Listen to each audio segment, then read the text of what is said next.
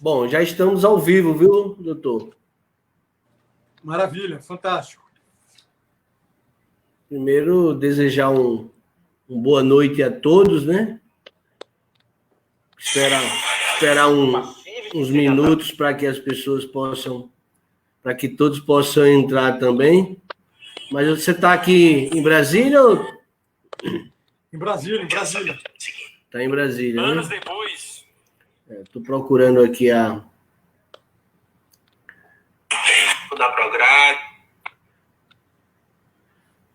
live.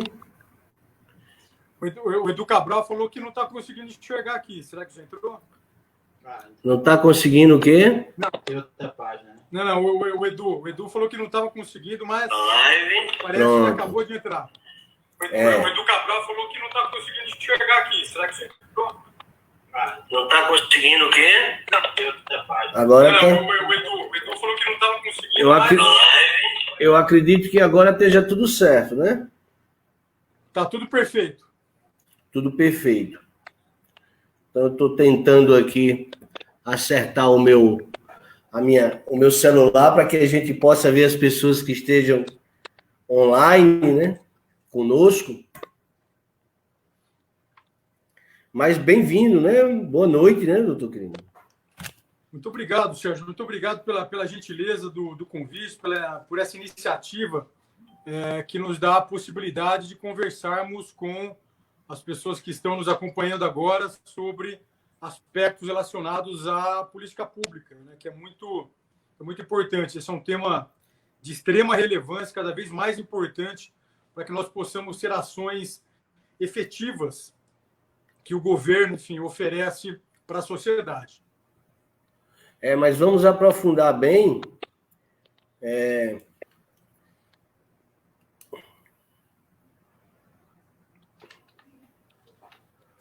Pronto, tudo ok aqui. Vamos aprofundar bem esses aspectos, né? Todo o desempenho da gestão pública. Mas as pessoas já estão entrando aqui, o Edu Cabral está ao vivo, lógico.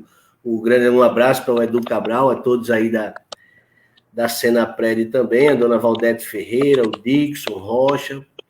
Aos poucos as pessoas eles vão entrando para que a gente possa dar início à live, né? Mas ela vai passar desde a gestão pública, a sua experiência na administração dos hospitais, né?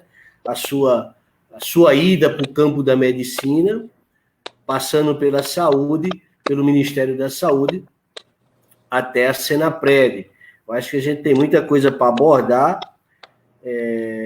Esses anos que, desde a sua entrada, como eu estava vendo toda a sua trajetória, ela foi bem dinâmica, né? E sempre focada nesse campo da saúde, da psiquiatria, da dependência química.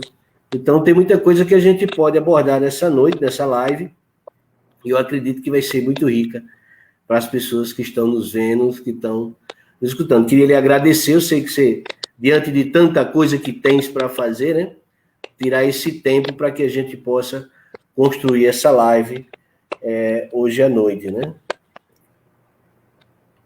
E aproveitar e mandar um abraço. Eu te agradeço mais uma vez. Hoje nós tivemos um dia importante aqui em Brasília. Nós tivemos uma reunião do Conselho Nacional de Políticas sobre Drogas, tivemos uma nova reunião do CONAD, conseguimos aprovar várias pautas relevantes para as políticas públicas na área de álcool e drogas no Brasil. Então, foi um dia cheio, um dia corrido, mas um dia bastante frutífero. E finalizarmos o dia com essa conversa com os amigos que estão nos acompanhando é bastante importante. Maravilhoso. E também eu tive uma conversa com o Luiz Roberto Bediora e eu tenho uma pauta sobre também, que a gente vai abordar aqui, mas mais na frente da live, sobre justamente os bens apreendidos pelo narcotráfico, que, segundo o Bediora, eles querem atingir a 200 milhões ainda em 2020 de bens apreendidos pelo narcotráfico, né? Então, Essa é uma ação importante. O governo federal Sérgio, está realizando.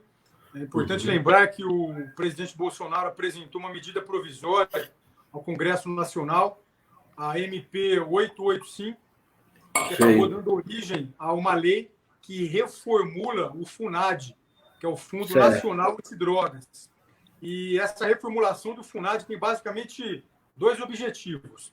O primeiro deles é descapitalizar o narcotráfico, em especial o narcotráfico ligado ao crime organizado, ou seja, o enfrentamento, então, ao narcotráfico a partir de agora, nessa gestão do governo federal, passa também pela descapitalização, pela retirada de bens do narcotráfico, retirada de recursos financeiros do narcotráfico. Então, um dos objetivos é esse, diminuir o poder econômico, financeiro do narcotráfico e pegar esse dinheiro, então, que foi retirado das organizações criminosas que trabalham com o tráfico de drogas, pegar esse recurso e aplicar no FUNAD, que é o Fundo Nacional Antidrogas.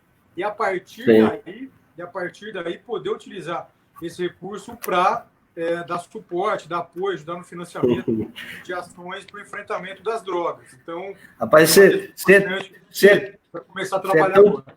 Você é tão preparado e alinhado com o governo que a pergunta que eu ia fazer era justamente essa. Então, já Mas vamos lá. Quirino Cordeiro, ele nasceu no dia 22 de maio de 1974, né? No município paulista de Garça, filho de uma família de classe média baixa na cidade de Marília. Ele teve uma infância normal, né? Mas sua afeição pelo campo da medicina surgiu graças ao convívio com primos que ingressaram na Faculdade de Medicina Interior Paulista. A vivência com familiares e a consequente escuta de histórias alusivas da saúde fez o jovem Quirino mergulhar nos estudos para conseguir a aprovação do curso de medicina.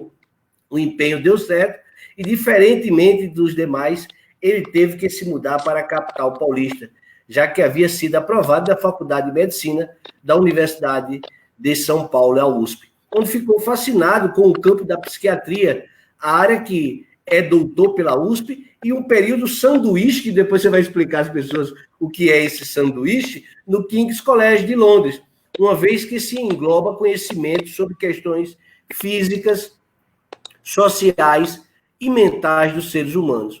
Com o diploma em mãos, Quirino foi chefe do Departamento de Psiquiatria da Faculdade de Ciências Médicas da Santa Casa de São Paulo. Aliás, foi nesse estado que ele também dirigiu 2 serviços de saúde mental, dentre os quais destacam-se Centro de Atenção Integrada à Saúde Mental de Juqueri, em Franco da Rocha, e em São Paulo, e o Hospital Cantareira, ligado à Universidade Federal de São Paulo, Unifesp, de onde ele é professor afiliado. Foi na unidade da Unifesp que Quirino pôde conhecer mais sobre a dependência química, o que fez se debruçar pelas políticas equivocadas do enfrentamento à causa, né? Isso fez desembarcar em Brasília, no Distrito Federal, mais especificamente no Ministério da Saúde em meados de 2017, para mudar a política de saúde mental do Brasil. A meta foi atingida e, em poucos anos, ele foi alçado ao comando da Senapred no Ministério da Cidadania, de onde ajudou a aprovar a nova Política Nacional sobre Drogas, a nova Lei Antidrogas, o reconhecimento das comunidades terapêuticas, entidades que há muito tempo vinham sendo negligenciadas. Quirino, boa noite. Você embarcou no campo da medicina por influência dos seus primos. Naquele momento, qual a sua perspectiva no campo da medicina? Qual era a sua perspectiva? E quando você chegou lá, essas expectativas foram atingidas? Bom, Sérgio, então, primeiro, uma informação importante que você deu aí no comecinho da sua fala é que eu tive uma grande sorte, né? Eu cheguei ao mundo sendo muito agraciado por Deus. Primeiro, eu cheguei numa família fantástica e eu cheguei num dia muito especial. Eu cheguei no dia 22 de maio, que é dia de Santa Rita. Era a santa de devoção da minha mãe também. Já era antes de eu nascer. Eu acabei, enfim, nascendo no dia de Santa Rita, dia 22 de maio. Então, eu cheguei muito... Não sei se você sabe, só abrindo um parêntese, eu tenho um anel aqui, ó, você está vendo aqui, eu não sei se eu já lhe falei, isso foi Dom Mário Rino Sivieri, o saudoso Dom Mário, que me trouxe do santuário de Santa Rita de Cássia, na Itália, né? Mas... Caramba, que bênção, que bênção. Enfim, então é isso, né? Então eu cheguei já bem aqui para o mundo, cheguei bem abençoado. Eu tive essa sorte, enfim, de ter tido uma família e ter ainda uma família, enfim, que sempre me apoiou. Eu consegui, então, enfim, estudar, fiz medicina. Eu morava no interior de São Paulo, na cidade de Garça. Fui para São Paulo com 17 anos. Comecei a fazer o curso de medicina na USP, na Universidade de São Paulo. Lá, enfim, fiz início da minha carreira acadêmica. Me especializei em psiquiatria, fiz doutorado. Fiz essa parte de sanduíche, né? Eu ganhei uma bolsa de uma entidade europeia chamada European Molecular Biology Organization. E aí, com essa bolsa, eu fui para Londres, passei uma temporada lá durante o doutorado, fiz parte do meu doutorado lá e concluí o doutorado pela USP também. Aí eu tive a oportunidade de ingressar numa faculdade de medicina em São Paulo, como docente, como professor, que é fenomenal, uma faculdade muito importante, que é a Faculdade de Ciências Médicas da Santa Casa de São Paulo. Lá eu tive a oportunidade de ser chefe do departamento de psiquiatria pelo período de 6 anos. Comecei ali a ter minhas primeiras experiências na área de gestão. Tive essa gestão do departamento de psiquiatria. E lá eu tive a oportunidade, lá na Santa Casa, de ter minha primeira experiência como gestor. Foi o gestor de um serviço de saúde mental do Hospital do Juqueri. O hospital é localizado em Franco da Rocha, município localizado ali na Grande São Paulo.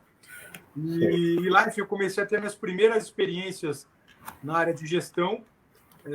Tive experiências bastante interessantes e importantes, o que me credenciou, então, para assumir o principal serviço na área de saúde mental da Santa Casa de São Paulo, que é um dos principais, dos maiores serviços de saúde mental do município de São Paulo, que é o Centro de Atenção Integrado à Saúde Mental, o CAISM. Fui diretor lá durante 5 anos e meio. E, enfim, tive a oportunidade de intensificar a minha ação como gestor, trabalhando como diretor desse serviço.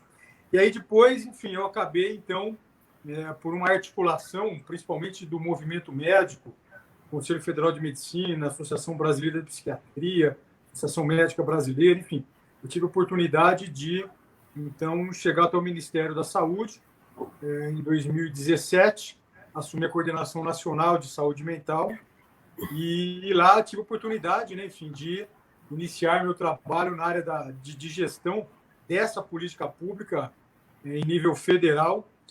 Participei de maneira efetiva na publicação do que é considerada a nova Política Nacional de Saúde Mental. Fiquei lá durante os anos de 2017 e 2018. E com a mudança de gestão do governo federal, eu fui convidado, então, pelo ex-ministro Osmar Terra, hoje deputado federal, para que com ele, então, fosse trabalhar na área das políticas sobre drogas, mais especificamente na área de redução de demanda de drogas, na área de prevenção ao uso de drogas, na área de tratamento, cuidado, inserção social das pessoas com dependência química.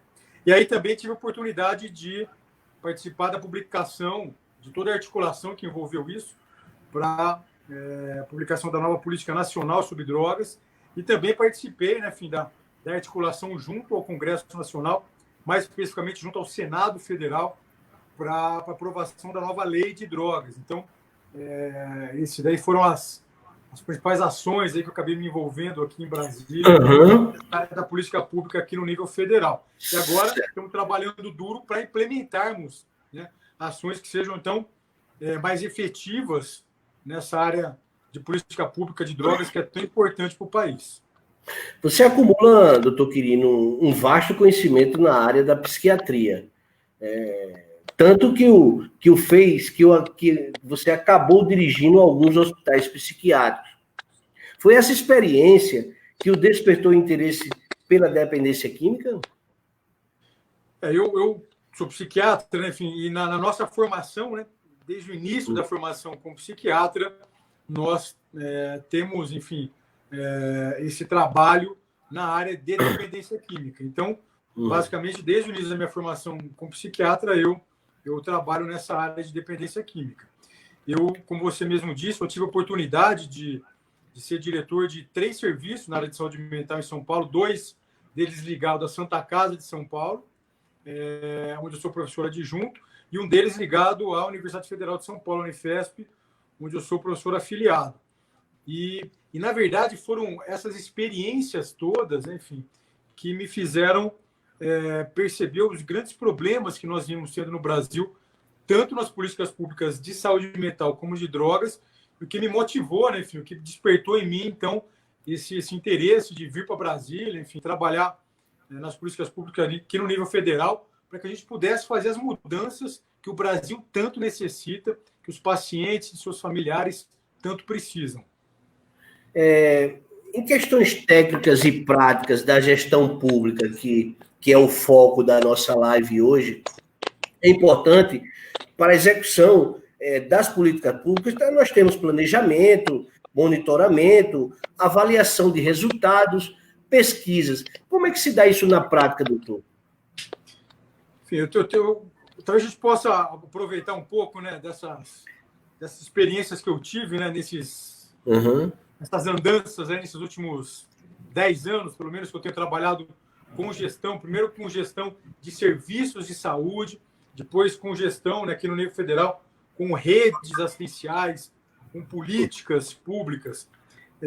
Então, falando talvez da minha primeira experiência com gestão, né, que foi no Centro de Atenção Integrada à Saúde Mental, o CAISM, lá de Franco da Rocha, na Grande São Paulo, no Hospital do Juqueri. O Hospital do Juqueri foi um hospital muito importante, né, na área psiquiátrica do Brasil.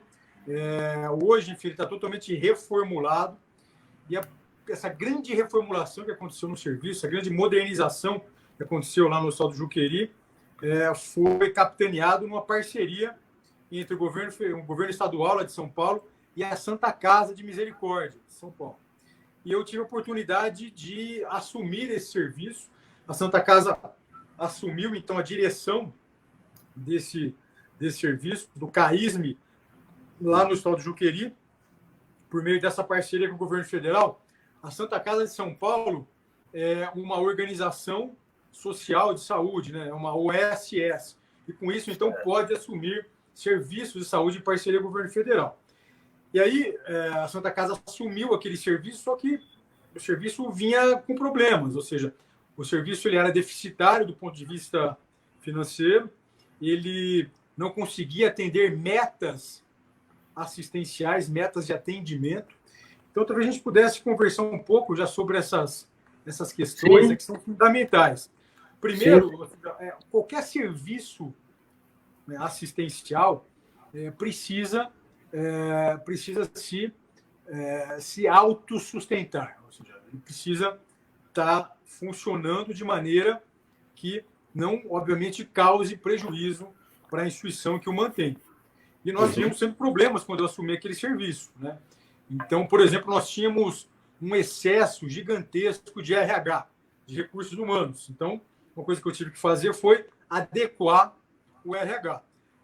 Certo. Essa situação é muito importante, né? Hoje, por exemplo, eu tenho contato com comunidades terapêuticas, por exemplo, e muitas vezes eu converso sobre isso com os colegas que estão à frente da gestão dessas entidades, sobre a importância de você ter uma gestão que seja uma gestão eficiente, que você se preocupe em autossustentar a sua entidade, ou seja, para que aquilo que entre seja pelo menos igual àquilo que sai, ou seja, você não pode funcionar um serviço de maneira deficitária. Essa é uma questão que, quando a gente trabalha no serviço público, muitas vezes ela não é muito levada em consideração, né? Os gestores muitas vezes não se preocupam com isso. E esse é um equívoco gigantesco, porque a gente no serviço público está lidando com o dinheiro do povo, com o dinheiro de toda a sociedade. A gente precisa muito atentar para isso. Só para te contar um exemplo também das minhas experiências aqui, nessa questão específica, quando eu assumi a Coordenação Nacional de Saúde Mental no Ministério da Saúde, foi interessante porque eu tinha 45 pessoas trabalhando comigo naquela ocasião, na minha coordenação. A minha equipe no Ministério tinha 45 pessoas. É interessante porque as pessoas que estavam lá comentavam comigo que, em gestões passadas do governo federal, a equipe de saúde mental do Ministério da Saúde chegou a ter mais de 60 pessoas, 64 pessoas, para ser mais preciso. E era interessante porque eles comentavam que essas pessoas tinham até que rodiziar, porque não tinha lugar para todo mundo ficar, de tanta gente que tinha na coordenação de saúde mental. Quando eu saí do Ministério da Saúde, eu deixei a coordenação com 20 pessoas. Tudo isso para dizer que a gente precisa, né, mesmo quando estamos à frente de equipes no serviço público, nós precisamos nos atentar para a eficiência, né? Gestões anteriores aqui do governo federal, por exemplo, foram absolutamente perdulárias, né? Incharam a máquina pública, jogaram os gastos do governo lá para cima e quebraram o Estado brasileiro. Importante a gente falar sobre isso, né? Os governos do PT, por exemplo, quebraram o Estado brasileiro com políticas desse tipo. Eu estou contando uma questão específica, uma coordenação dentro do Ministério da Saúde, né? Que tinha mais de 60 pessoas, e quando eu saí, fazendo o mesmo trabalho, nós tínhamos 20 pessoas. Por quê? Porque a gente precisa buscar da eficiência para o serviço. A gente não tem que colocar militante dentro do governo, enfim, para gastar dinheiro público e o governo servir como cabide de emprego. Então, essa é a primeira questão. A gente precisa da eficiência, tanto na gestão no governo, como essa minha primeira experiência que eu tive lá no Hospital do Juqueri. Eu também tive que fazer uma readequação de RH, ou seja, se você tem uma pessoa que pode fazer o trabalho de 3, por que você vai deixar 3 pessoas? A gente precisa otimizar isso. Então, a questão dos gastos é muito importante. E a outra questão, que é muito importante também, são as metas assistenciais. Nós vivemos num país, Sérgio, que é um país pobre, o dinheiro é um dinheiro muito suado, e a gente precisa, na verdade, fazer esse dinheiro render o máximo.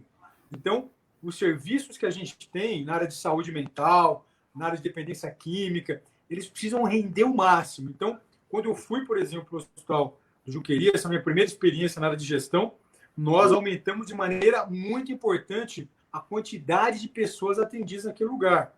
Por quê? Porque o Brasil tem uma demanda gigantesca por assistência e nós precisamos ter serviços que sejam custo-efetivos. Quando eu fui, né, quando eu saí do Hospital do Juqueri e que eu assumi, né, o principal serviço de saúde mental da Santa Casa de São Paulo, que era o CAISME, que fica num bairro lá de São Paulo, chamado Vila Mariana, eu também, enfim, em poucos meses, consegui quadruplicar, por exemplo, o número de pessoas internadas no hospital. Por quê? Porque a gente tem uma demanda gigantesca de pessoas, né? E nós precisamos de ação que dê conta dessa grande demanda social que nós temos. Uma coisa, por exemplo, quando eu estava no Ministério da Saúde, que me incomodava muito, era, por exemplo, alguns CAPs, alguns centros de atenção à saúde mental, esses serviços, né, os CAPs, infelizmente, Sérgio, eles tinham, na sua média, uma quantidade muito pequena de pacientes em acompanhamento, né? E, infelizmente, esses serviços acabaram dominando toda a área de assistência comunitária, de base comunitária no Brasil, em detrimento, por exemplo, dos ambulatórios de saúde mental, que são serviços que têm a capacidade de atender muito mais gente. Só que, por questões ideológicas, quando foi criada a rede de atenção psicossocial, a RAPS, basicamente os ambulatórios foram cortados da rede, né? Eles começaram, inclusive, a ser fechados do Brasil afora, de maneira irresponsável, e os CAPs ganharam um poder, né? Ganharam uma força tão grande, que são serviços que têm a sua importância, mas são serviços que não conseguem dar volume de atendimento. E nós precisamos de volume de atendimento. Nós precisamos incluir a atenção básica, mas principalmente para o atendimento de base comunitária, nós precisamos incluir ambulatórios de saúde mental, ambulatórios de dependência química. Então, é muito importante que nós nos ocupemos também, na área de gestão pública, nessa questão específica, que é da possibilidade de atendimento da demanda que a sociedade apresenta. Muito bem. Dentro da gestão, a gente vinha conversando a todas essas, como eu te falei, para execução dos termos, planejamento, execução, monitoramento, avaliação. Quando você chegou lá, no início, lá, como era colocar tudo isso em prática? para que desse uma melhor visibilidade, uma melhor administração à gestão pública? Quando eu cheguei, Sérgio, no Ministério da Saúde, aí no primeiro semestre de 2017, foi interessante, né? Porque a primeira questão que eu busquei fazer, que é muito importante para a gestão pública, é fazer um diagnóstico situacional. Ou seja, você precisa entender como é que está a situação daquela área que você vai fazer a gestão, aquela área que você vai administrar. E eu me deparei com uma situação bastante dramática na coordenação de saúde mental do Ministério da Saúde. Nós vínhamos tendo gastos gigantescos, fabulosos, de recursos públicos, algumas centenas de milhões de reais que não eram executados, que não se transformavam em assistência adequada para as pessoas que apresentavam dependência química e transtorno mental. O Ministério da Saúde, Sérgio, aportava recursos gigantescos, na ordem de centenas de milhões de reais, para que estados e municípios executassem suas políticas públicas, principalmente os municípios, mas isso não ocorria. Isso em decorrência de problemas de planejamento, de execução. Sim. E de problemas de monitoramento. Só para você ter uma ideia, nesses 2 anos que eu fiquei lá, quase 2 anos que eu fiquei no Ministério da Saúde, eu cheguei a cancelar mais de 200 obras. E isso não porque eu não queria expandir a rede de atenção psicossocial, mas porque o Ministério da Saúde, durante alguns anos, aportou recursos para a construção de CAPs e unidades de acolhimento para o tratamento de pessoas com dependência química e transtornos mentais, só que esses serviços não foram construídos no Brasil. E o dinheiro saiu do governo federal, o governo saiu do Ministério da Saúde, ou seja, foram ações que foram pouco planejadas, foram mal executadas e não foram monitoradas, ou seja, o dinheiro vai, é como assim, como se a preocupação do gestor acabasse na hora que o dinheiro vai, e não é. Essa é a primeira preocupação do gestor, conseguir o recurso, mandar o recurso para quem vai efetivar lá a ação, lá na ponta, lá no território, mas o gestor precisa monitorar essas ações. Coisas, por exemplo, que não aconteciam no Ministério da Saúde. Então, a primeira questão é você fazer um diagnóstico situacional da área que você está administrando. A outra questão importante que nós fizemos quando chegamos lá, Sérgio, foi uma avaliação dos indicadores da política pública de saúde mental no Brasil. Essa é uma coisa que é muito importante, Sérgio, porque, só para quem está nos escutando aqui possa ter uma ideia, quando eu cheguei no Ministério da Saúde, os indicadores da área de saúde mental no Brasil eram pífios. Por exemplo, nós íamos tendo aumento importante na área de dependência química, consumo de drogas no Brasil. O Brasil hoje, infelizmente, é o primeiro mercado consumidor de crack do mundo. O Brasil consome 80% de todo o crack consumido no mundo. O Brasil é o segundo maior consumidor de cocaína do mundo. Tem um estudo realizado pelo Lenad, lá na Unifesp. O Brasil vem aumentando o consumo de álcool, por exemplo. A gente vem tendo problemas, por exemplo, como aumento do suicídio no Brasil, mostrando que o cuidado das pessoas com dependência química e transtornos mentais eram muito ruins. Nós vimos tendo aumento do encarceramento de pessoas com transtornos mentais no Brasil. Nós vimos tendo aumento de pessoas em situação de rua com transtornos mentais e também com dependência química, com o aumento das cenas abertas de uso de drogas, como as cracolândias. O Brasil vinha enfrentando, por exemplo, um aumento importante de pessoas incapacitadas para o trabalho por conta de transtornos mentais como depressão e dependência química. Vinha aumentando muito o afastamento no Brasil, no auxílio-doença de pessoas com transtornos mentais e dependência química. Enfim, os indicadores que nós tínhamos, infelizmente, Sérgio, eram muito ruins. Então, assim, nós tínhamos problemas para a execução da política pública, como, por exemplo, com gastos milionários sem a realização de ações efetivas. Nós vimos tendo também problemas importantes com os indicadores e vimos tendo também problemas importantes com a questão que eu julgo que é central nos erros todos que foram cometidos no Brasil nessas últimas gestões na política de saúde mental e de drogas, que é o norteamento que era dado para as ações baseado em questões meramente ideológicas. Então, vamos falar, por exemplo, das comunidades terapêuticas, que são serviços tão importantes para a recuperação de dependentes químicos, e essas entidades vinham sendo deixadas de lado pelo governo federal, por exemplo, e não porque as escolas terapêuticas não são importantes para a constituição de uma rede de recuperação para as pessoas com dependência química. Não. As escolas terapêuticas vinham sendo deixadas de lado por conta de questões ideológicas, porque quem estava no poder não aceitava as comunidades terapêuticas, mesmo que elas vinham funcionando bem há mais de 50 anos no Brasil. Enfim, então, essas situações todas, né, nós nos deparamos com ela e buscamos, então, né, reorganizar tudo isso para que nós pudéssemos ter, já a partir de 2017, na área de saúde mental, e agora, né, a partir do ano passado, agora, na gestão do presidente Bolsonaro, nós pudéssemos ter ações mais efetivas para o cuidado das pessoas com transtornos mentais e também dependência química no Brasil. E que essas ações pudessem ser baseadas em questões técnicas, científicas, e não em questões ideológicas. Dentro das comunidades terapêuticas, doutor Quirino, antes não eram reconhecidas porque nunca se acreditaram no trabalho das comunidades terapêuticas. Precisou ser feito aí desde que o senhor chegou, nesse 1 ano e meio de governo, a aprovação da PLC 37, o marco regulatório, tudo aquilo que a gente já vem discutindo em lives, que o Brasil, que é importante também a gente dizer, porque é sempre bom a gente frisar isso, colocar, para que as pessoas realmente fiquem sabendo de tudo que se acontece.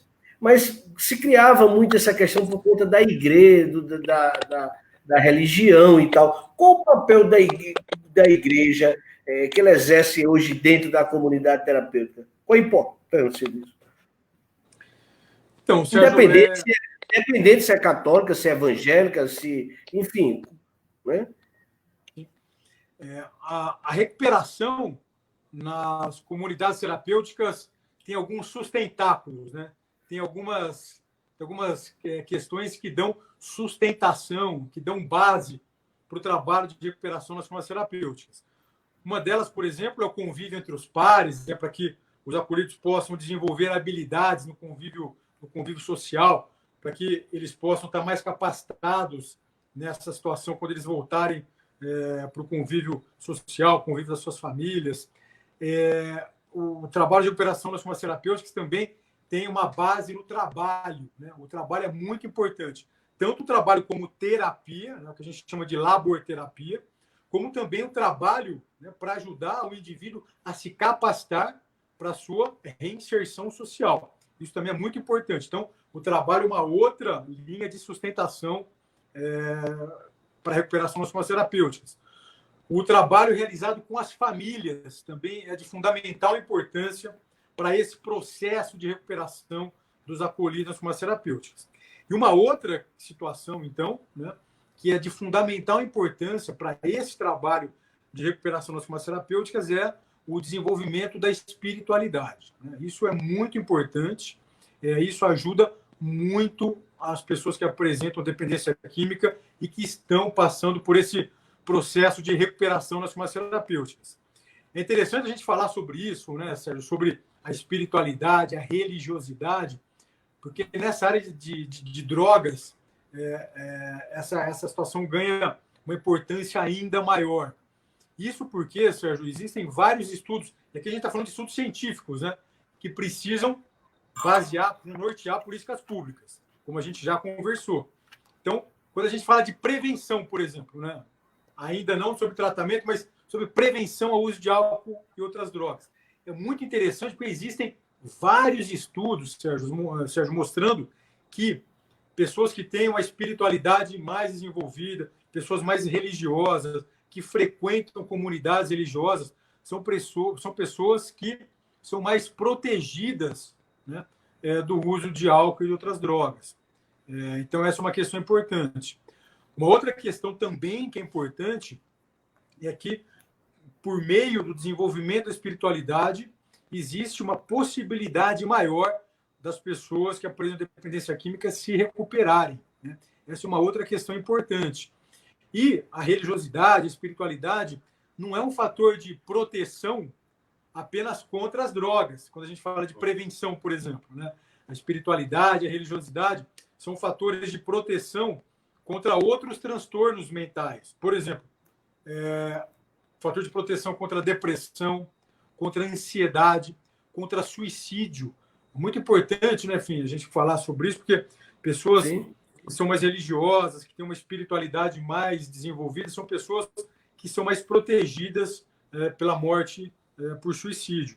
Ou seja, então, a questão da espiritualidade dentro das comunidades terapêuticas é um fator muito importante e ajuda sobremaneira o processo de recuperação dos acolhidos. E hoje o governo federal, né, nessa parceria que tem com as comunidades terapêuticas, preza muito por isso, e nós, enfim, damos suporte para as comunidades terapêuticas para que elas possam desenvolver o seu trabalho na sua plenitude. Para amanhã, doutor Quirino, o que podemos esperar do governo federal para as comunidades terapêuticas, grupos de mútua ajuda? Existe algum grupo, quando se fala em grupo de mútua ajuda, Alanon, existe alguma coisa que ainda é necessário se inserir dentro desse que está de fora ainda, algo que deve ser trazido para dentro da nova política sobre drogas, doutor? Olha, Sérgio, uma coisa que nós temos feito aqui no governo federal, nessa gestão agora do presidente Bolsonaro, nesse último ano e meio, nessas mudanças nas políticas públicas sobre drogas, coisa que nós temos buscado fazer é trazer a sociedade para dentro, né, da discussão, da execução, do acompanhamento das políticas que nós temos realizado aqui no governo federal. Então, por exemplo, nós temos trabalhado com as comunidades terapêuticas, como você mesmo já adiantou aqui. Nós temos trabalhado com os grupos de mútua ajuda e de suporte familiar. No ano passado, nós fizemos um edital de financiamento para alguns desses grupos. Então, hoje nós trabalhamos em parceria com Amor Exigente, que dá um suporte muito importante para as famílias. Essa é uma questão também central para o tratamento dos dependentes químicos, o trabalho com as famílias. É muito importante também nós trabalharmos com os grupos de mútua ajuda que ajudam, que favorecem a recuperação dos dependentes químicos. Estamos trabalhando junto também, além do Amor Exigente, com Pastoral da Sobriedade, Cruz Azul no Brasil, Grupo Esperança Viva, né, o GEV, da Fazenda da Esperança. No ano passado, nós começamos a trabalhar também num processo de cooperação com os grupos anônimos, como Alcoólicos Anônimos, OA, Narcóticos Anônimos, NA, Alanon, Naranon, que dão suporte aos familiares das pessoas em recuperação.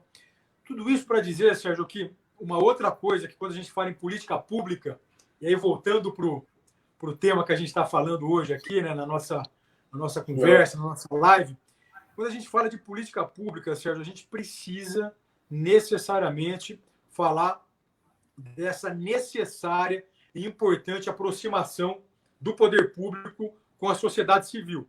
Isso é fundamental. E isso a gente tem buscado fazer, né? Então, a gente está trabalhando com todos esses grupos que eu acabei de dizer. Nós temos trabalhado também com outros grupos que trabalham, por exemplo, com ações contra a liberação das drogas no Brasil. E aí tem uma série de grupos. Por exemplo, semana passada eu fiz uma live com o pessoal da Frente Rio contra as drogas, enfim, com a Helen Viviane, com o pessoal lá do Rio. Enfim, nós temos vários grupos que trabalham nessa perspectiva contrária à liberação das drogas, que tem uma ação muito importante, né, na sociedade brasileira como um todo. Então, essa aproximação do governo federal desses grupos todos é muito importante. Isso porque, Sérgio, quando a gente fala de políticas públicas em geral, elas são muito complexas, em especial política pública sobre drogas. Por conta disso, então, é muito importante que o governo se aproxime dessas entidades da sociedade civil, que ajude essas entidades a procurarem ajudar as pessoas. Ou seja, se por uma ação do governo federal nós ajudarmos, por exemplo, a Pastoral da Sobriedade, que eu fiz uma live com eles também na semana passada. Se nós ajudarmos a Pastoral da Sobriedade, por exemplo, a terem grupos mais fortes, né? A conseguirem ter uma capilaridade maior, estarem em mais municípios no Brasil, né? Se nós conseguimos ajudar por meio de parcerias que fizermos com eles, conseguimos fazer com que isso aconteça, nós automaticamente estaremos fortalecendo as políticas públicas sobre drogas no Brasil. Então, você falou um pouco, o que está faltando para a política pública sobre drogas? É óbvio que sempre falta muita coisa, né? Mas eu acho que a gente está buscando estabelecer alguns caminhos, né, para a execução das políticas públicas, mas acho que um dos pontos principais é essa articulação com a sociedade civil, que tem sido uma marca, né, uma marca registrada aí, da nossa gestão aqui na Secretaria. Um prefeito, um governador de um estado, como levar a política pública sobre drogas para os estados, para os municípios? O que é que eles precisam? Quem eles procuram? Quem eles buscam? As pessoas que estão estudando, como eles se organizarem? Onde? Como se dá? Como é que está se dando isso, doutor Quirino? Então, essa é uma outra questão que dialoga, né? Que dá continuidade àquilo que a gente acabou de conversar aqui, que é a inclusão de parceiros, né? Para a execução das políticas públicas. Até agora, nesse ano e meio que a gente está aqui em Brasília, Sérgio, nós trabalhamos muito com os parceiros da sociedade civil. Então, nós trabalhamos muito com as comunidades terapêuticas, grupos de mutua ajuda e suporte familiar, grupos anônimos e outros grupos, né, da sociedade. Mas, por exemplo, se o município não tem, assim, se o município não tem uma comunidade terapêutica, como o prefeito, como ele inserir esse projeto de política pública sobre drogas, já alinhado com essa nova política dentro do município dele ou dentro do estado? Isso, então dando continuidade, né, a essa questão que a gente, né, eu estava falando que nesse ano e meio nós trabalhamos muito com os parceiros todos da sociedade civil, buscando ajudá-los a se organizarem melhor, a se estruturarem, a se solidificarem onde eles já estão, se expandirem para onde eles ainda não estão, para que a gente possa, enfim, né, dar mais capilaridade e mais força para essa parceria, então, e dar poder para a sociedade civil, enfim, estar junto com o governo federal nesse trabalho todo. A partir agora, então, do início desse ano, Sérgio, nós começamos a trabalhar justamente nessa perspectiva que você coloca. Nós começamos a trabalhar agora com os gestores públicos, né? Com os gestores estaduais e os gestores municipais. Então, assim, uma grande novidade que nós temos dessa política pública sobre drogas, justamente falando de gestão, né?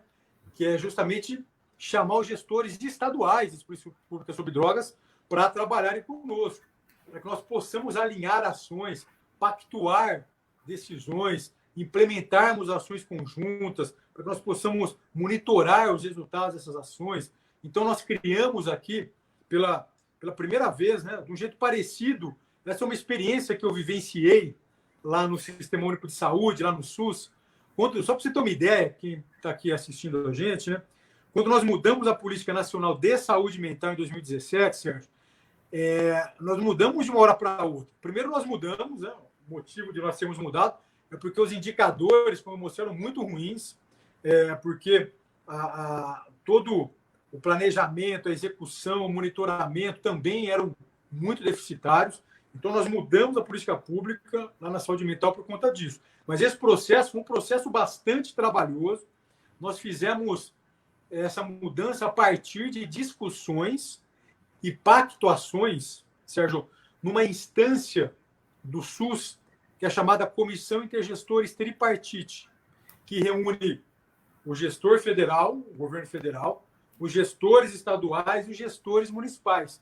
Essa é uma política, né? Essa é uma estratégia, essa é uma ação que já acontece no SUS desde há muito tempo. As decisões no SUS, elas são sempre discutidas, pactuadas entre federação, estados e municípios, né? E foi uma experiência bastante interessante que eu tive lá no Ministério da Saúde, quando eu estive na coordenação de saúde mental, e que eu busquei trazer aqui para a política pública sobre drogas. Como o primeiro passo que a gente está dando, nós criamos, então, a Comissão Intergestores Bipartite, que vai reunir, nesse momento agora, o gestor federal com gestores e estaduais, né? Então, essa Comissão Intergestores Bipartite, a CIB, deve começar as suas primeiras reuniões em breve. Mas essa é uma instância, então, que nós vamos começar a chamar os gestores estaduais para que nós possamos levar, para que nós possamos proporcionar com que esses gestores possam executar as políticas que nós estamos ofertando aqui no governo federal. Em relação aos municípios, também um outro grande desafio que existe na gestão pública federal. É como você pegar uma política pública sua, que você desenvolve aqui no nível federal, que você cria aqui, como é que você transpõe isso lá para o município, lá na ponta, para que ela possa ser executada e cuidar e ajudar as pessoas que vivem lá nos municípios. Então, nós também começamos agora a trabalhar essa aproximação com gestores municipais por meio de uma parceria que nós vamos firmar em breve com a Confederação Nacional dos Municípios, com a CNM. Então, nós estamos trabalhando essa parceria para que nós possamos, então, chegar nesses municípios. O Brasil, país de dimensões continentais, tem 5.570 municípios. Então, esse é um grande desafio que a gente tem e a gente está apostando bastante, né, nessa aproximação com a Confederação Nacional dos Municípios para poder facilitar com que essas coisas todas possam chegar de um jeito mais efetivo nos municípios. Mas incluir, novamente, os gestores públicos como parceiros, né, tanto gestores estaduais como gestores municipais, incluirmos como parceiros nossos do gestor federal é muito importante. Você sente que há alguma resistência de gestores estaduais, municipais, sobre a questão da droga, da dependência química, existe isso, doutor? Como enfrentar isso? Olha, Sérgio, infelizmente existem muitas resistências, né? Nós estamos mudando políticas públicas, né? Essa gestão do governo federal agora, a atual gestão, é uma gestão que se propõe a mudar modelos, a mudar paradigmas. E, novamente, não porque nós, enfim, estamos movidos por questões de entendimento, porque a gente acha que precisa mudar. Não, a gente está mudando porque, infelizmente, os resultados que o Brasil tinha, tanto na área de saúde mental quanto na área de dependência química, eram resultados sofríveis, né? E de políticas públicas, Sérgio, que é importante ficar claro aqui, que vinham sendo realizadas no Brasil por mais de 3 décadas, há mais de 30 anos que esses equívocos vinham sendo perpetuados no Brasil, né?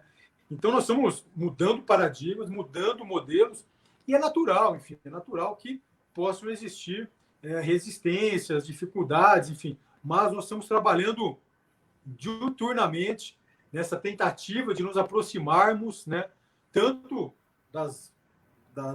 de todos os atores da sociedade civil que trabalham na política sobre drogas, como também dos gestores estaduais, municipais, para que a gente, enfim, possa trabalhar dentro de uma harmonia maior e para que a gente possa, né, enfim, novamente, fazer com que essas mudanças todas que nós julgamos serem extremamente importantes para o Brasil, para que essas mudanças todas possam chegar nos estados e nos municípios.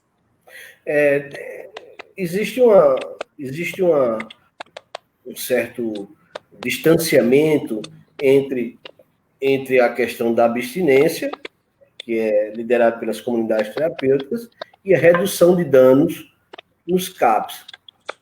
Dentro da nova política sobre drogas, hoje o governo incentiva, aliás, não incentiva, está dando um total apoio à política sobre drogas por conta da abstinência, porque vê que tem um resultado muito maior. Há uma possibilidade dessas duas caminharem junto, doutor? Então, Sérgio, o que acabou acontecendo, então, novamente, por conta desses indicadores pífios muito ruins que as políticas públicas de saúde mental e de drogas tinham, é que nós, então, estamos trabalhando e caminhando nessas mudanças. O que acabou acontecendo na área da política pública sobre drogas, mais especificamente, quando houve a publicação do decreto presidencial 9761, né, em abril do ano passado, instituindo a nova política nacional sobre drogas, houve uma mudança de perspectiva, mudança de objetivo muito claro quando se pensa no tratamento de uma pessoa com dependência química.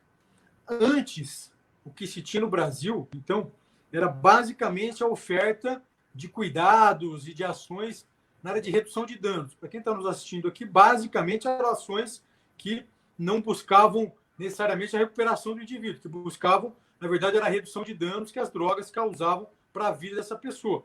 Danos na sua saúde física, danos na sua vida em sociedade, danos na sua vida em família. Então, basicamente, o que a política pública, então, colocava como objetivo do tratamento era basicamente reduzir danos. Não existiam ações claras, né, para promoção e manutenção da abstinência das pessoas com dependência química. O que, na verdade, acabou levando a todos os problemas, Sérgio, que nós temos até agora no nosso país e que nós, então, agora estamos buscando enfrentar, né, de frente, né, enfrentar de maneira muito clara essa situação. Então, na verdade, nós passamos a trabalhar a partir da mudança da política pública sobre drogas no Brasil, nós passamos a trabalhar, então, na perspectiva da promoção e manutenção da abstinência, mas mais ainda, nós passamos a trabalhar na perspectiva, Sérgio, da recuperação efetiva da pessoa com dependência química.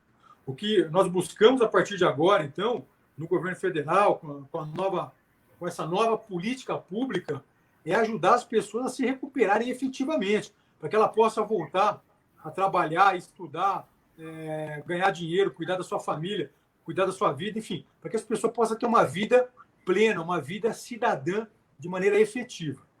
Então, como nós mudamos essa política pública nessa questão do tratamento do dependente químico, as comunidades terapêuticas que já trabalhavam, que trabalham historicamente nessa perspectiva da recuperação efetiva do dependente químico, as formas terapêuticas, então, que já trabalhavam nessa perspectiva, ganharam protagonismo. Isso era natural. As formas terapêuticas trabalham efetivamente a dependência química para ajudar o indivíduo a se recuperar de maneira plena. Então, as formas terapêuticas ganharam esse papel central hoje nas ações que o governo federal vem realizando.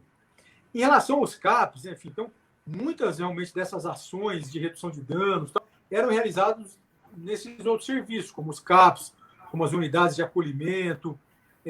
Então, que, na verdade, nós estamos trabalhando agora, isso trabalhando, o Ministério da Saúde também tem um papel importante nisso, que é o trabalho para que nos CAPs, nas unidades de acolhimento, ou seja, nos outros serviços que formam essa rede assistencial às pessoas com dependência química, é que nesse serviço também os profissionais possam trabalhar nessa outra perspectiva, já que não existe uma política pública para a terapêutica e uma política pública para os CAPs. Não existe orientações como trabalhar, como buscar os resultados do seu trabalho para as escolas terapêuticas e uma outra para os CAPs. Não. As orientações são as mesmas. Então, o que nós estamos trabalhando agora é para que também nos CAPs haja essa mudança. Claro que existem, né, enfim, resistências, como a gente já conversou anteriormente. Afinal de contas, durante mais de 30 anos, né, essas ações equivocadas vinham acontecendo e uma série, né, na verdade, gerações de profissionais da área de saúde mental e dependência química, infelizmente, também receberam uma formação inapropriada, né, em relação ao seu papel como profissional para ajudar as pessoas com dependência química. Então, isso também precisa ser revisto. Uma outra frente que nós estamos trabalhando agora, né, Sérgio? Falando agora de políticas públicas, né? Uma coisa que a gente está trabalhando, a gente já iniciou isso ano passado. Sim. Esse ano a gente vai dar sequência, trabalhar cursos de capacitação, né? Os profissionais das redes assistenciais todas. SUS, SUAS, redes de políticas públicas sobre drogas, para que os profissionais possam entender cada vez melhor quais são as mudanças, por que essas mudanças foram feitas, o que essas mudanças podem beneficiar de fato as pessoas com dependência química. Não dá mais, Sérgio, para a gente, né, que trabalha na área, e por isso, foi muito por conta disso que eu acabei vindo para Brasília, porque não dava mais para a gente ficar assistindo, né? Era uma insanidade que ia acontecendo no Brasil. Não é para a gente assistir, por exemplo, uma pessoa chegar num CAPS, chegando lá buscando ajuda para se recuperar, para parar de usar drogas. E o profissional que eu atender fala, não, aqui eu vou te ajudar. Enfim, ao invés de você fumar 10 pedras de crack no dia, você vai fumar 8. Caramba, não existe isso. Por quê? Porque o que marca a dependência química, é a falta de controle sobre a substância. Se o camarada não parar de usar droga de vez, a chance dele, por exemplo, se ele diminuir de 10 para 8 pedras, a chance de daqui a uma semana ele estar fumando 10, 12, 14 é gigantesca. Por quê? Porque o que marca a dependência química é essa falta de controle. Ou seja, se o indivíduo não parar de usar a droga a qual ele é dependente, a chance dele ter problemas gigantescos com a sua vida são enormes. Não existe a possibilidade de você ficar cozinhando o galo, já que a gente conversa, né? Não dá para a gente ficar cozinhando o galo, não dá para a gente ficar, sabe, achando que está ajudando as pessoas, porque a gente não está, né? A gente não estava ajudando. Vinha acontecendo, era um verdadeiro descalabro no Brasil. E esse processo, né, agora, a gente está trabalhando desde o ano passado, com curso de capacitação para os profissionais da rede, isso é muito importante, novamente, para que as pessoas possam perceber que, na verdade, a gente precisa entrar nesse processo de mudança. Porque, senão, infelizmente, todos esses problemas que nos acompanham há décadas no Brasil, eles vão continuar, enfim, a gente não vai mudar de fato. Então, o governo federal também, como parte da sua política pública, também tem começado a trabalhar, então, nessa capacitação dos profissionais, para que a língua que se fala nas escolas terapêuticas é a mesma língua que se fala nos CAPs, que se fala nas unidades de acolhimento, que se fala nos hospitais psiquiátricos, que se fala nos ambulatórios de saúde mental, enfim, para que a gente possa ter uma uniformidade, né, no cuidado das pessoas com dependência química no país. Dentro da sua experiência, doutor Quirino, na gestão pública, lá no início, o que foi que mais lhe marcou durante essa passagem por esses hospitais? Alguma situação que você tenha visto assim, que você diga, não, isso daqui realmente... Agora mesmo você estava falando que foi o que lhe fez vir para Brasília, foi que via todo esse descalabro, toda essa... e queria participar da política nacional para tentar começar de cima para baixo, né? Mas o que é que te incomodava na gestão pública? Então, Sérgio, eu sou formado médico há 23 anos, para 24 anos. Eu sou médico. E sempre trabalhei em serviços públicos. Eu nunca tive consultório, né? Nunca, enfim, dediquei a minha carreira a serviços que não atendessem pessoas pelo SUS. Então, a tônica da minha carreira foi essa. E a grande questão é que eu vinha assistindo e passando por essas políticas públicas equivocadas, e eu vinha sentindo isso na pele nesses últimos quase um quarto de década, né, que eu sou médico. E aí isso me causava uma indignação. Por exemplo, ao perceber, eu sou de São Paulo, né? Ao perceber, por exemplo, que a Coordenação de Saúde Mental de São Paulo, por exemplo, fechava leitos psiquiátricos. E eu, por exemplo, trabalhava, né, eu fui médico assistente, né, médico psiquiatra de uma série de serviços de saúde pública em São Paulo. Trabalhar, por exemplo, pronto-socorro. Chegava um indivíduo ali psicótico, agressivo, oferecendo risco para as pessoas que conviviam com ele, muitas vezes oferecendo risco para ele mesmo. E eu tinha uma dificuldade enorme, muitas vezes não conseguia internar esse indivíduo. Por quê? Porque por irresponsabilidade, uma atitude quase criminosa, a Coordenação de Saúde Mental do Estado de São Paulo, nesses últimos anos, vinha fechando leitos, vinha fechando hospitais, como se isso fosse política pública, né? Isso, na verdade, é um crime, não é política pública. Só para você ter uma ideia, Sérgio, falando um pouquinho sobre a questão de leitos para internação, leitos em hospitais. Muito bem. O Brasil hoje, Sérgio, tem menos de 1/3 do mínimo de leitos que deveria ter. E a gente pega, por exemplo, eu participei de um webinar semana passada com alguns colegas psiquiatras lá de Minas Gerais. Existem alguns estados, por exemplo, esse é um problema que está acontecendo agora em Minas Gerais, estados que ainda querem continuar fechando leitos. O Estado de Minas Gerais agora, enfim, está com uma ação, enfim, e está nessa política aí de tentar fechar o Hospital Psiquiátrico Galba Veloso, que é um hospital muito bom, um hospital localizado em Belo Horizonte, e que dá conta não só para assistência de internação para o município de Belo Horizonte, mas também para vários municípios do interior de Minas Gerais. Ou seja, como é que a gente, hoje, com essa escassez de leitos que a gente tem hoje para internação no Brasil, como é que ainda uma gestão pública pensa em fechar mais leitos? Ou seja, uma coisa que não dá para acreditar. Mas isso ainda vem acontecendo no Brasil, em que pese todas essas mudanças que a gente está fazendo, mostrando, né, que a gente precisa ainda continuar esse trabalho para implementar efetivamente essas novas políticas. E a gente está trabalhando nesse sentido. Então, falando, por exemplo, lá em São Paulo, né, eu era... Depois eu me tornei diretor, né? Você falou de serviço de saúde mental. Por exemplo, eu fui diretor de um serviço de saúde mental lá na Vila Mariana. Isso há quase 10 anos eu comecei como diretor desse serviço, chamado CAISME, o CAISME lá da Vila Mariana, que na época era administrado pela Santa Casa, pela Irmandade da Santa Casa de São Paulo. E eu era diretor desse serviço. Nesse serviço eu tinha leitos para internação psiquiátrica, eu tinha ambulatório de saúde mental, eu tinha hospital dia, eu tinha um pronto-socorro psiquiátrico de porta aberta. E uma coisa que eu comecei a me deparar, ano após ano, que a situação na rede assistencial, ao invés de melhorar, piorava. Ou seja, meu pronto-socorro ficava cada vez mais lotado, eu não tinha mais para onde mandar gente, eu não conseguia mais absorver aquelas pessoas que estavam chegando para mim, eu não conseguia mais internar as pessoas. Essas pessoas ficavam com quadros cada vez mais graves no pronto-socorro. E, infelizmente, o que vinha acontecendo era que o sarrafo, né, para indicação de uma internação psiquiátrica vinha subindo cada vez mais.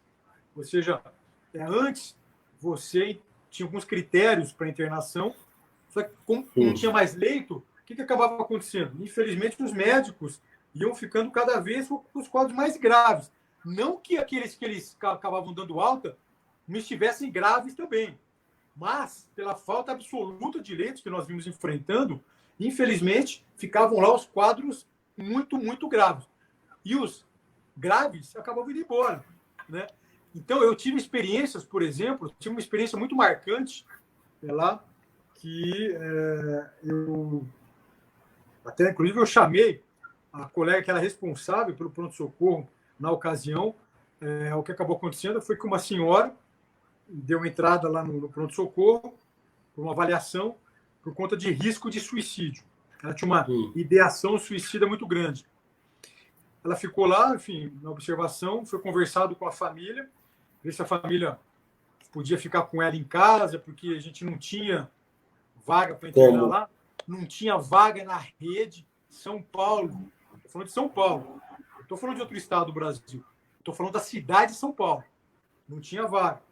E aí a colega lá do pronto-socorro falou, caramba, como é que eu vou ficar com essa paciente aqui se eu tenho mais trocentos pacientes precisando entrar? Aí, enfim, lá no pronto-socorro mesmo, a gente tinha alguns leitos de observação, essa pessoa ficou ali na observação, mas acabou indo embora porque eu não tinha vaga nem no nosso serviço e nem na rede tinha vaga.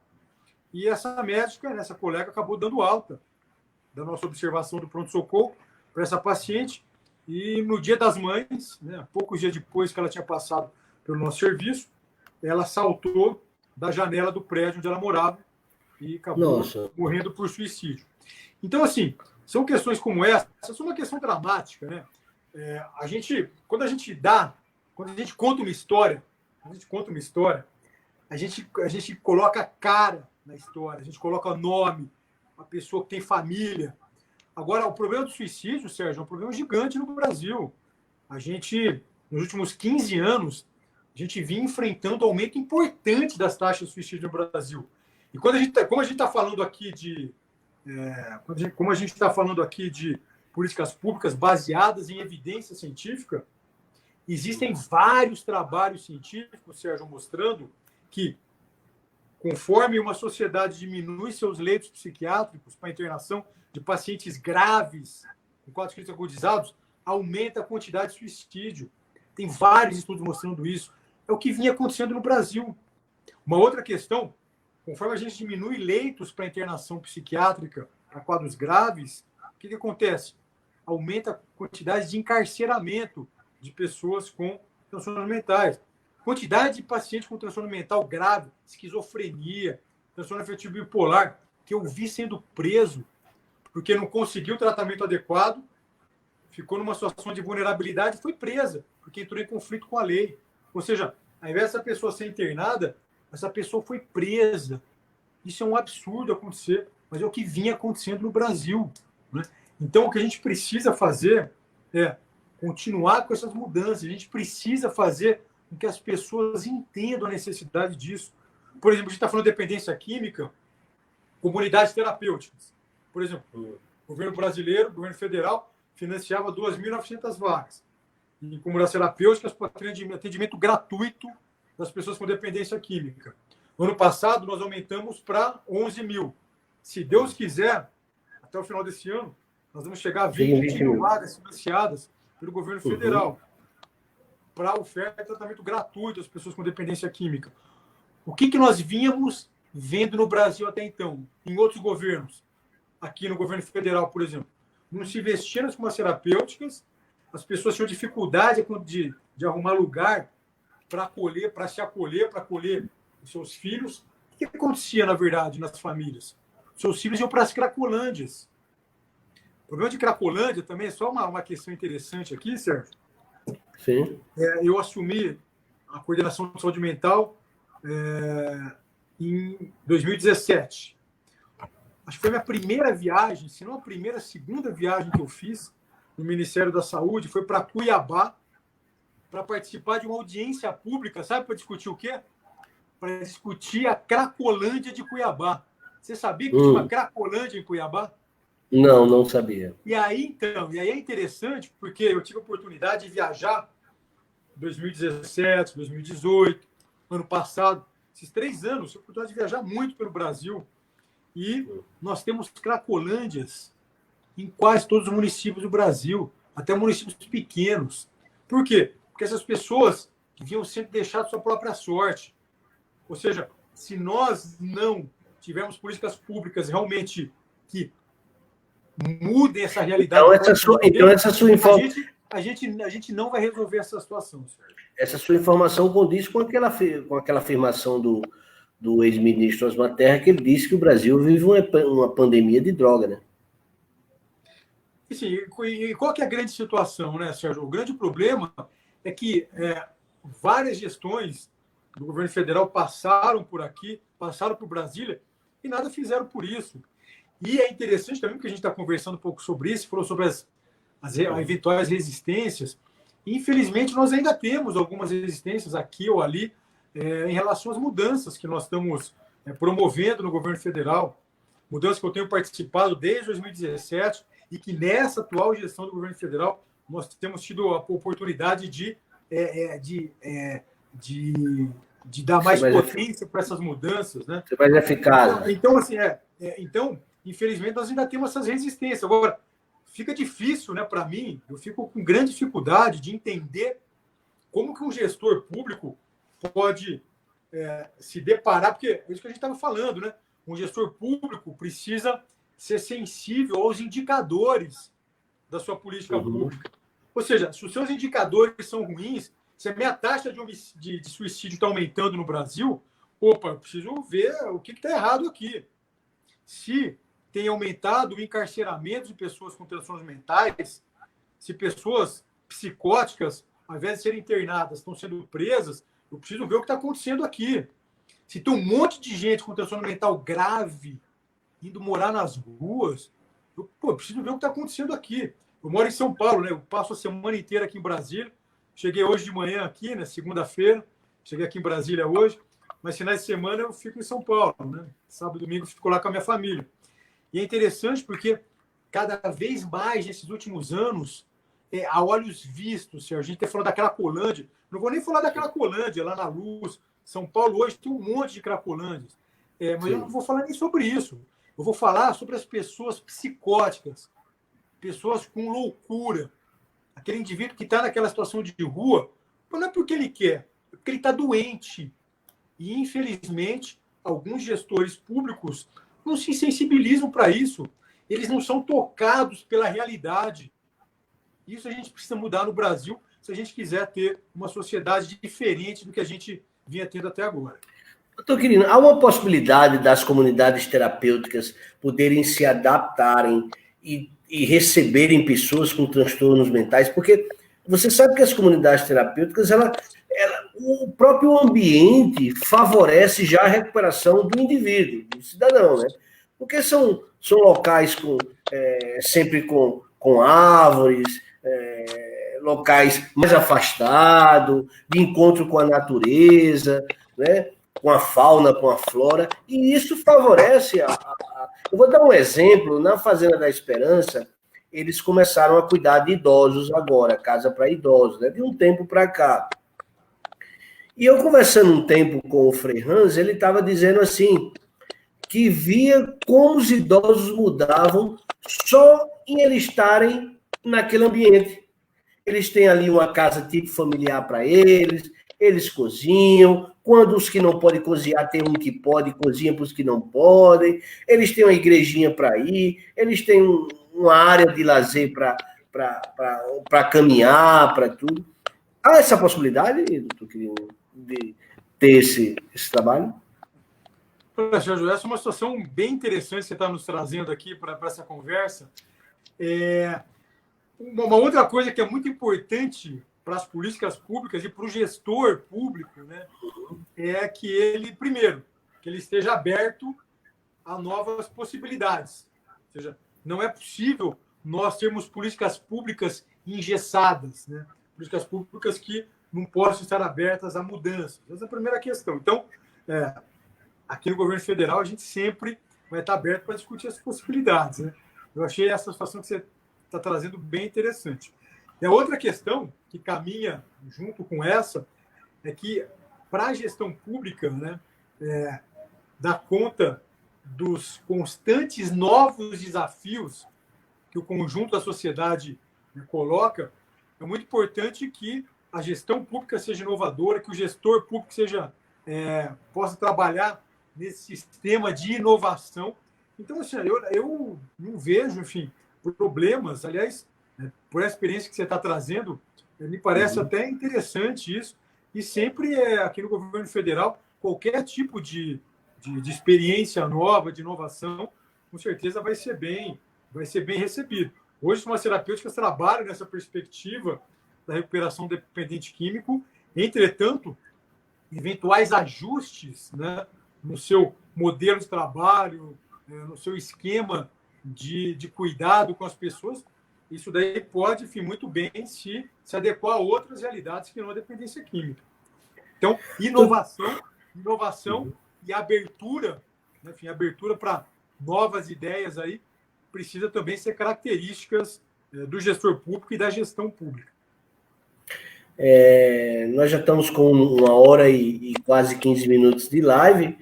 Eu gostaria de saber o que a gente pode esperar, doutor Quirino. Queria também agradecer a todos que estão participando da live, que estão nos escutando nesse momento. Tiveram algumas mensagens, várias mensagens aqui, mas em nome de todos, a gente agradece essa participação.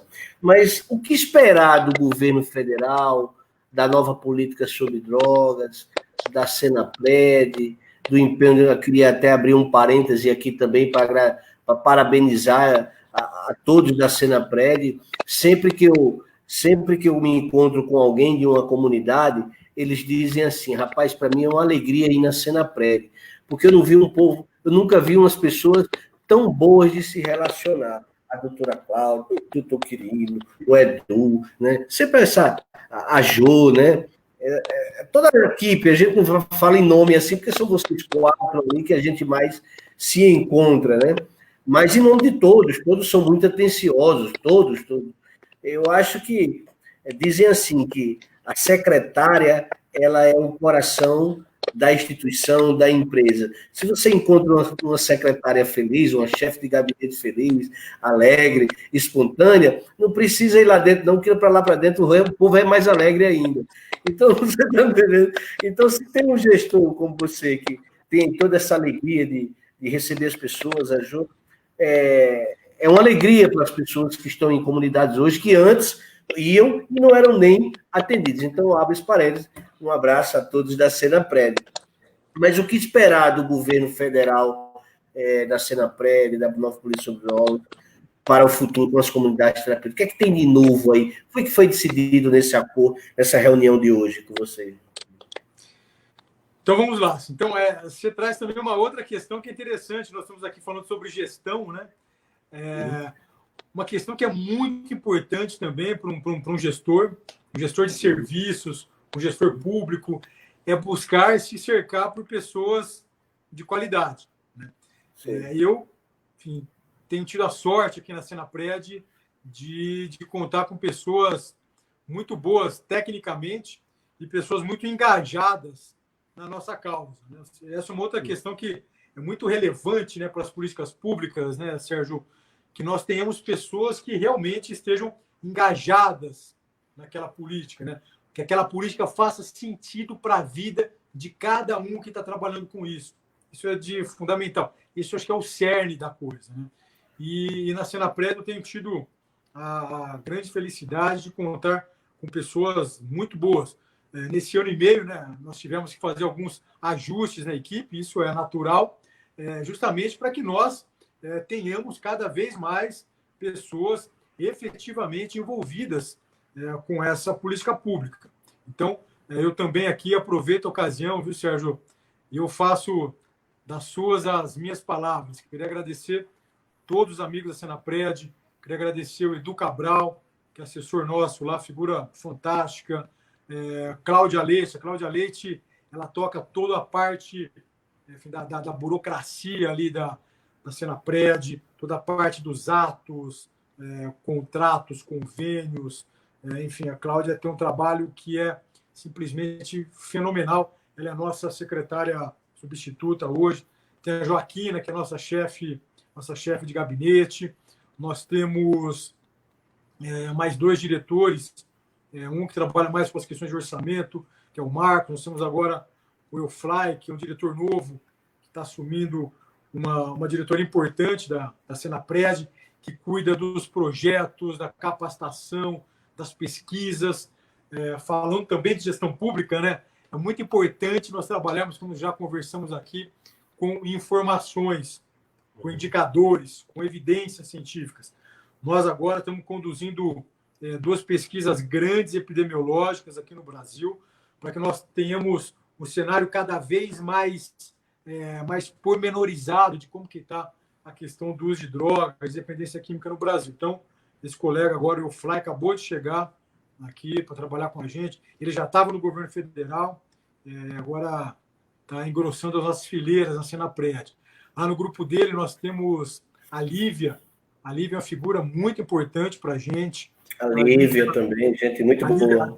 A Lívia, enfim, tem um trabalho muito relevante ali com a gente. Nós temos as 2 Déboras, a Débora Domicelli e a Débora Moresco, que trabalham ali com a Cláudia, trabalhando com ela também, com o Marcos, nós temos o Eric, enfim, é uma equipe muito importante. Temos todos que trabalham nos convênios, né? Temos lá o Felipe, toda a sua equipe. O Felipe trabalha com os convênios que são oriundos das emendas parlamentares. Né? A gente também tem trabalhado aqui no Executivo muito próximo do Legislativo. Acho que esse também é um outro ponto importante para a gestão pública, é que os poderes possam trabalhar, enfim, buscando um trabalho em harmonia, voltados para o mesmo foco, para o mesmo objetivo. Então, nós temos trabalhado bastante lá no Congresso Nacional. No Congresso Nacional, nós ajudamos na recriação da Frente Parlamentar em Defesa das Comunidades Terapêuticas. Temos lá o deputado Eros Biondini, agora o deputado Osmar Terra, que voltou para lá. Enfim, nós temos vários deputados, senadores que nos ajudam muito nessa caminhada na política pública sobre drogas. Então, enfim, eu aproveito aqui também para agradecer a nossa equipe e falar para quem está nos assistindo, que trabalha com política pública, que trabalha com gestão de serviço, busquem sempre se cercar de pessoas boas, pessoas envolvidas, boas tecnicamente, mas envolvidas com a sua causa, com a causa do seu trabalho. Isso é muito importante. Em relação à questão da Senapred, o que nós buscamos? O que as pessoas podem esperar da gente? Esperar as comunidades terapêuticas do governo.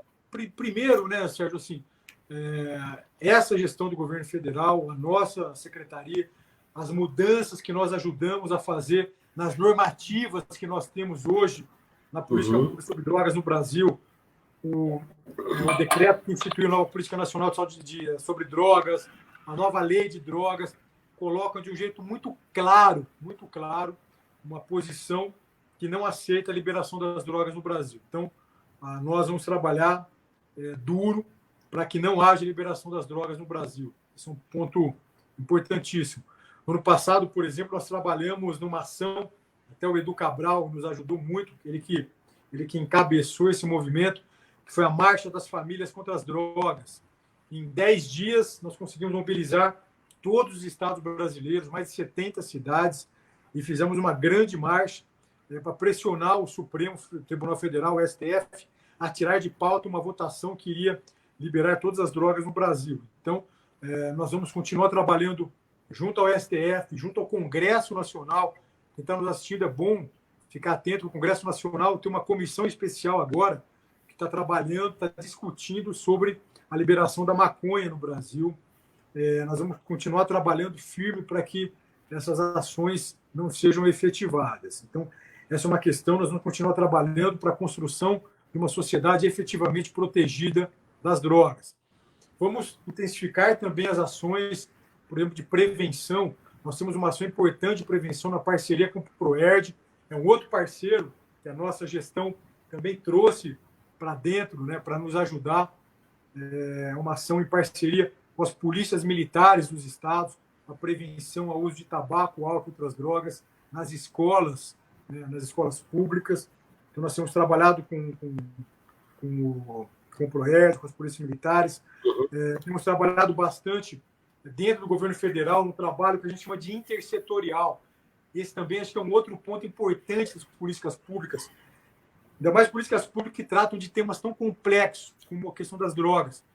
Hoje, aqui no nível federal, nós temos, por exemplo, parceria com o DENATRAN, né, o Departamento Nacional de Trânsito, para ações de prevenção de acidentes no trânsito envolvendo a prevenção de uso de álcool e drogas por motoristas. Agora, a gente acabou de firmar uma parceria com o Ministério da Mulher, Família e Direitos Humanos, lá com a ministra Damares. A gente está com várias ações já em curso. Uma delas, por exemplo, é trabalhar a prevenção do uso de álcool e outras drogas, fortalecendo as famílias. A gente está com um trabalho agora com a Secretaria Nacional da Família, lá no Ministério da ministra Damares. Enfim, a gente está com várias ações em parceria com outras instâncias aqui do governo federal para que nós possamos ter ações e políticas públicas, né, chamadas de intersetoriais. Isso é muito importante também. Então, nós vamos dar mais efetividade a essas ações intersetoriais na área de prevenção, cuidado, tratamento, enfim. Então, nós vamos intensificar as ações de prevenção ainda mais. Na área de tratamento e recuperação, nós vamos intensificar os trabalhos com as comunidades terapêuticas e trabalhar para as comunidades terapêuticas, mas com as comunidades terapêuticas, né? Todas essas ações que nós temos feito com as comunidades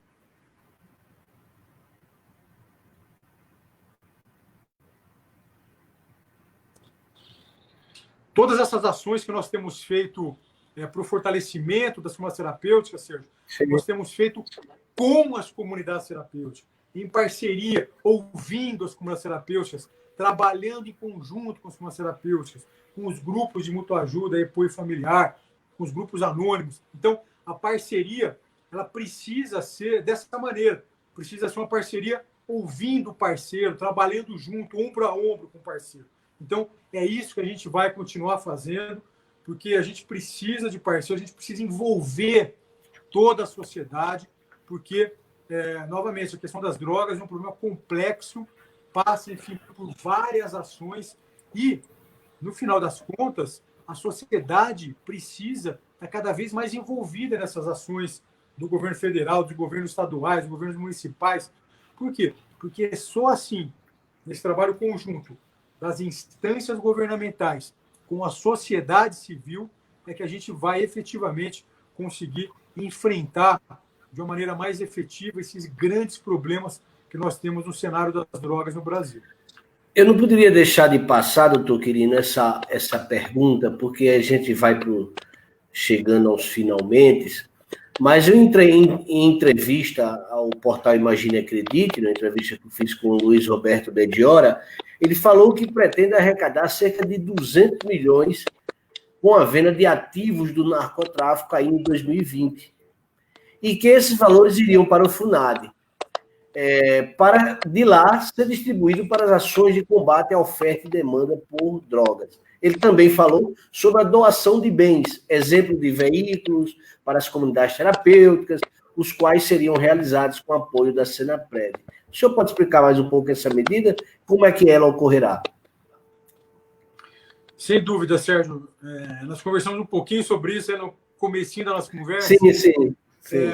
Basicamente assim. Então, só para relembrar, no ano passado, o presidente Bolsonaro enviou para o Congresso Nacional uma medida provisória, uma MP, a MP 885, que acabou se transformando, então, na Lei 13.886, publicado no final do ano passado.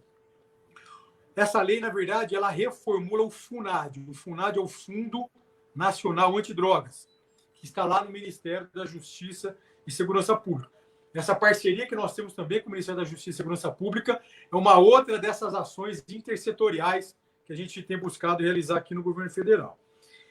E, basicamente, qual que é a grande novidade dessa medida provisória, dessa nova lei?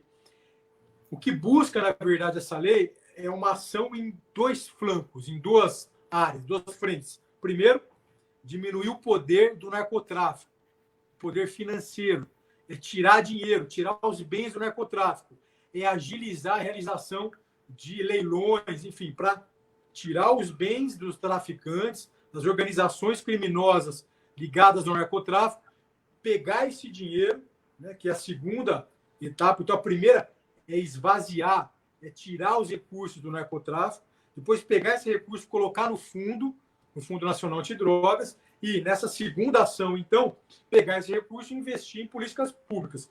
Políticas públicas do quê? De repressão, que essa ação de repressão é muito importante também nesse cenário de políticas públicas sobre drogas. Então, investir esse dinheiro em repressão e também nas ações que nós chamamos de redução de demanda de drogas, que é prevenção de drogas, tratamento, recuperação de dependência química, inserção social, que são as ações que estão conosco aqui na Senapred. Então, dentro desse contexto de descapitalizar o narcotráfico e pegar esse dinheiro e aplicar em políticas públicas, a nossa expectativa é que, em breve, esse recurso do FUNAD possa começar agora, por meio, então, de editais, de chamamentos públicos, possa começar, então, a ser aportado para entidades, para municípios, enfim, para a gente dar mais robustez às ações todas na política pública sobre drogas. Essa é uma coisa.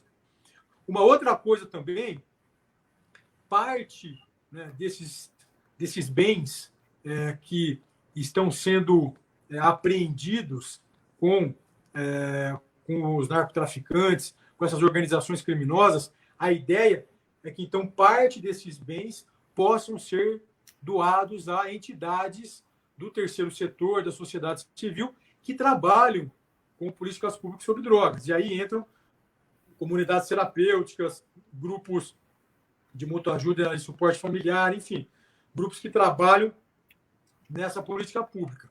Nós agora, então, em parceria com a Senad, estamos trabalhando isso, estamos vendo qual que é a melhor maneira de fazermos isso. Nós vamos lançar agora, então, uma portaria que vai regulamentar como que nós faremos, então, as doações desses bens, esses que não forem para os leilões. Então, como nós faremos, então, agora, as doações desses bens para essas entidades, incluindo aí as comunidades terapêuticas. Então, em breve, nós teremos novidade nessa área. Mas essa é uma ação que já está, enfim, que já está em curso, e em breve nós já teremos notícias sobre ela. Toquirino, eu queria te agradecer mais uma vez, dizer que lá desde o início que a gente pensou em criar essa live, eu me preocupava muito com o seu tempo também, lógico e evidente, diante de tantas coisas. Então, eu só tenho a agradecer por a gente sempre ter dado essa oportunidade para que a gente construísse essa live, né? Que começou desde um pouco, contando um pouco da sua trajetória, né? Da infância, da vida, passando pela gestão pública, passando pelo Ministério da Saúde, cidadania, e fechando, lógico, não pode ser melhor com as comunidades terapêuticas, que é esse o foco maior hoje da Senapred e do governo federal. Mas sinta-se à vontade para colocar aquilo que tu achas que é necessário, que não foi abordado. Muito obrigado mais uma vez e conte sempre com um amigo aqui para o que der e vier. Bom, Sérgio, então, mais uma vez, muito obrigado. Eu agradeço imensamente pelo seu convite, pela oportunidade que abriu, para que nós pudéssemos ter essa conversa, né, enfim, mais informal, mas tratando dessa questão das políticas públicas, tá? Que para mim foi bem bacana, a partir das experiências que eu tive, tanto nas gestões que eu tive ali, nos serviços de assistência às pessoas com transtorno mental e dependência química, depois nessa área de gestão que eu tive aqui e estou tendo no governo federal, desde o Ministério da Saúde, agora o Ministério da Cidadania. Então, foi importante, né, para mim, foi bastante prazeroso relembrar algumas dessas questões, trazer para as pessoas que estão nos vendo algumas dessas experiências, né, que eu tive a oportunidade de vivenciar e que espero que possam ajudar, né, a quem está nos assistindo a refletir um pouco mais sobre a importância da gestão para que nós possamos ter oferta efetiva para as pessoas, né? Para que a gente possa ter entregas que vão ajudar a vida das pessoas. É isso que uma gestão precisa pensar, né? Ou seja, o que eu vou fazer aqui em Brasília, o que o camarada vai fazer ali no seu estado, o que o outro vai fazer no seu município, o que o outro vai fazer no serviço em que ele faz a gestão, o que ele vai fazer que, de fato, vai ajudar quem precisa. É isso que o gestor público precisa pensar. E foi muito bom ter podido conversar com você e com toda a sua audiência aí sobre isso. E, mais uma vez, te agradecer e te parabenizar, né, Sérgio? Você tem feito um jornalismo muito importante nessa área da política pública sobre drogas, você tem coberto com maestria, uma área que não é fácil, uma área que tem várias vertentes, que tem várias frentes de ação, e você tem se dedicado a isso. Assim, o seu portal, a sua revista, as suas publicações têm sido muito importantes, né, enfim, para alimentar de informações, para estimular o debate nessa área tão importante no Brasil. Então, obrigado e parabéns pelo seu trabalho, viu, Sérgio? Parabéns mesmo. Muito obrigado a todos que ficaram conosco até agora. Obrigado, doutor Quirino, a todos da Senapred. Deixar também uma coisa que a gente estava até discutindo agora, para fechar, doutor Quirino, que seria muito importante, que essa política... Um dia desse eu conversando com uma pessoa, e ela me perguntou, Sérgio, essa nova política sobre drogas, ela continua com o passar do tempo, se esse governo muda? Olha, eu disse, olha, isso é tudo muito difícil a gente responder, porque você sabe que tudo muda, né? Entra um novo governo, e aí entram novas ideias, novos pensamentos, e aquilo vai pelo ralo. Tudo aquilo que vem sendo construído com maestria pode correr pelo ralo. O que é que faz com que a gente possa dar continuidade? Eleger pessoas dentro do Congresso Nacional que sejam comprometidos com a política nacional sobre droga, com as comunidades terapêuticas, né, com essa nova política, com as comunidades terapêuticas, enfim, com os grupos de mútua ajuda, pessoas que são envolvidas realmente com o bem-estar do próximo, da família, daqueles que passam pelo problema da dependência química. Nós já temos representantes no Congresso Nacional, tem um deputado Osmar Terra, que é ex-ministro, tem o Eros Biondini, tem o Girão, e tantos outros, tem aquele da comunidade católica, da Igreja Católica também, que é o representante, que eu esqueci o nome do deputado agora. Mas, enfim, temos vários. Tem o deputado Diego Garcia, lá do Paraná. Diego Garcia, né, lá do Paraná, né? Tem o Stevenson Valentim, que foi o relator, senador relator da nova lei de drogas. Enfim, a gente tem vários parlamentares, mas isso que você está falando é importante, né? Ainda mais esse ano, né, Sérgio, que é um ano de eleições. Eu tenho conversado muito, né, com várias pessoas, tenho conversado até algumas lives que eu tenho participado sobre isso. Ou seja, nós que nos ocupamos e que nos preocupamos e que militamos e que estamos atentos para essa política pública sobre drogas no Brasil e de saúde mental, nós precisamos buscar candidatos, enfim, políticos que trabalham com essa pauta, né? E que trabalham na pauta na perspectiva que a gente acredita, né? Enfim, que é uma perspectiva que busca realmente trazer resultados efetivos para as pessoas. Então é importante que todo mundo que está nos assistindo aqui, que atentem também sobre essa questão que você está levantando, que é fundamental mesmo. Porque são eles que vão garantir lá dentro que essa política não se mude. Né? São essas pessoas comprometidas com a nova política sobre drogas que vão garantir que isso passe lá para frente de gerações em gerações. Porque se uma coisa que está sendo feita com eficácia, que está tendo resultado, que está mostrando que realmente esse é o caminho, a gente poder eleger pessoas que mantenham essa política, isso é fundamental. Então, fica a dica, um grande abraço a todos, boa noite, doutor Quirino, muito obrigado, fique com Deus, e a todos que estavam agora, que mandaram mensagens, todos agora a gente vai responder a todos. Muito obrigado, fique com Deus e uma boa noite. Obrigado, doutor. Boa noite, um grande abraço a todos. Obrigado, Sérgio, até mais. Um abraço.